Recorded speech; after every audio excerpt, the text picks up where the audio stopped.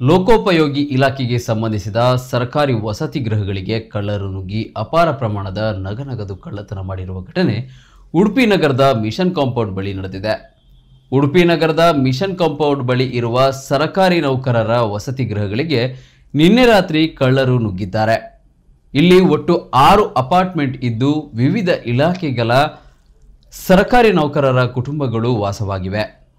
2 ದಿನಗಳ ಕಾಲ ರಜೆ ಇದ್ದ ಕಾರಣ ಇಲ್ಲಿನ ಕುಟುಂಬಗಳು ತಮ್ಮ ಊರಿಗೆ ತೆರಳಿದ್ದವು ಎಂದು ತಿಳಿದು ಬಂದಿದೆ.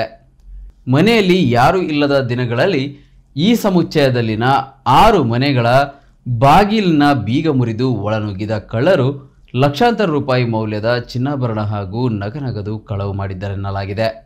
6 ಮನೆಗಳ ಪೈಕಿ 2 ಮನೆಗಳಲ್ಲಿನ ಚಿನ್ನಾಭರಣ ಮತ್ತೆರಡು ಮನೆಗಳಲ್ಲಿ ನಗದು ಕಳವಾಗಿದ್ದು, ಉಳಿದ 2 ಮನೆಗಳಲ್ಲಿ ಕಳವಿಗೆ ಯತ್ನ ನಡೆದಿರುವುದಾಗಿ ವರದಿಯಾಗಿದೆ.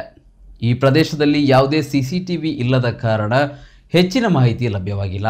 ಸ್ಥಳಕ್ಕೆ ಪೊಲೀಸರು ಆಗಮಿಸಿದ್ದು ಪರಿಶೀಲನೆ ನಡೆಸುತ್ತಿದ್ದಾರೆ.